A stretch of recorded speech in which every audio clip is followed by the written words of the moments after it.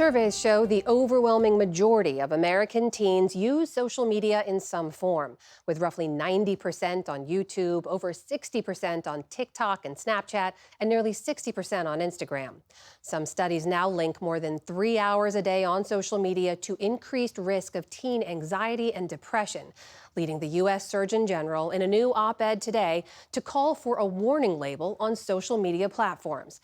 And joining us now is the U.S. Surgeon General, Dr. Vivek Murthy. Dr. Murthy, welcome back to the NewsHour. Thanks for joining us.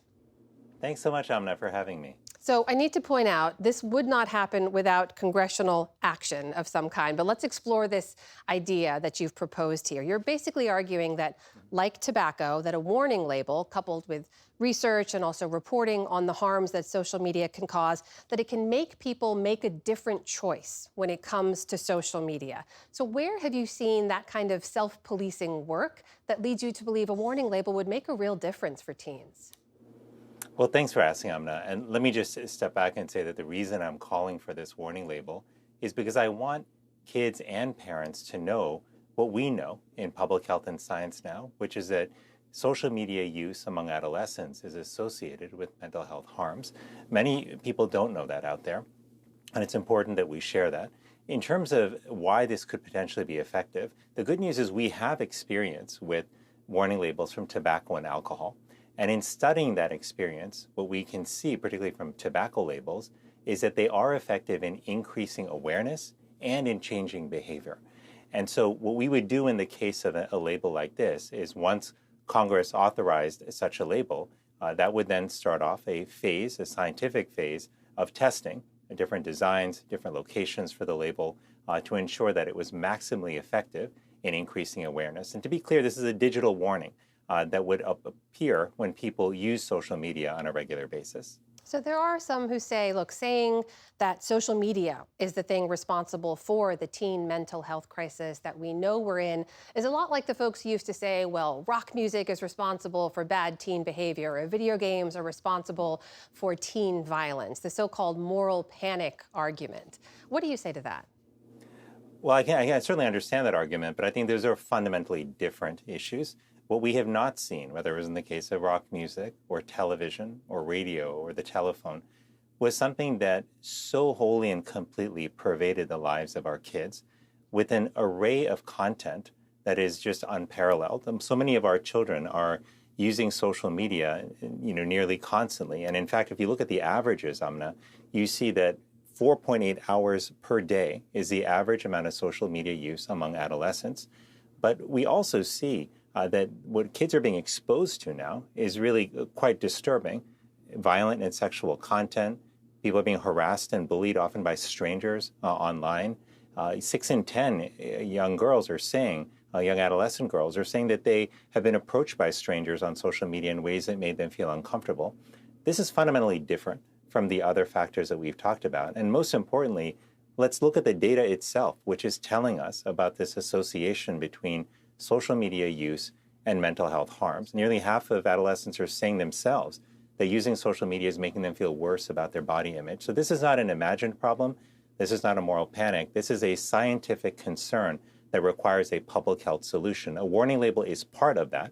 You also wrote about the benefits of social media a little bit last year. You talked about how LGBTQ youth in particular, or other kids from marginalized communities, can find community and connections and fight isolation online, that social media can do that. They can find mental health support in many ways too.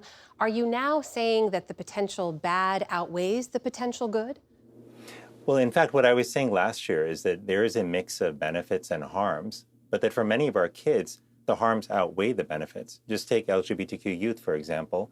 While, yes, we have seen, thankfully, that many LGBTQ youth have been able to find a sense of community online, in some cases that they may not have been able to find in person, we also know that they are much more likely to be harassed online, on social media, than straight kids. And so we've got to take all of this into account. And again, when you look at the population-wide data, you see that the harms are quite significant. When it comes to medications, for example, another example of a product where there's a mix of harms and benefits, we don't say that any benefit justifies extraordinary harms. If the harms outweigh the benefits, we pull the medicine from the market. We put restrictions on it in terms of who can use it, how it should be used. You talk about this in your op-ed from the parents' perspective in particular. You write, quote, "There's no seatbelt for parents to click, no helmet to snap in place, no assurance that trusted experts have investigated and ensured that these are platforms safe for our kids." You basically say it's parents and kids against some of the best equipped and best resource companies in the world. And I should point out, you are also a parent.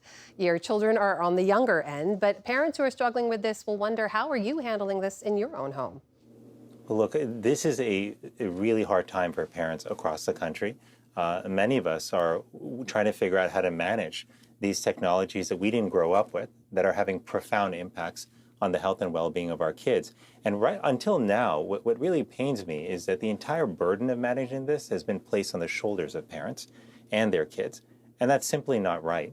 What I'm planning to do with my children is to, number one, wait until at least after middle school to have them use social media. And then I'll reevaluate when they're in high school based on their maturity, the data about safety, and whether or not there are safety standards in place. For parents kids are already on social media, what I recommend to them is to create tech-free zones in their children's life to protect sleep, in-person interaction, and physical activity, which are vital for their development. That could look like making sure that meal times, when you're all together, are tech-free experiences, or making sure that you take away devices an hour before bedtime and then you give them back in the morning, so you protect the quality and quantity of sleep. But regardless of all of these measures, Amna, what we have to do as parents is to have each other's back on this. We've got to work together, start talking more openly about this so we don't feel the shame that so many parents feel at not being able to manage this on their own. That's the U.S. Surgeon General, Dr. Vivek Murthy, joining us tonight. Dr. Murthy, always great to see you. Thank you. Thanks so much, Amna. Good to be with you too.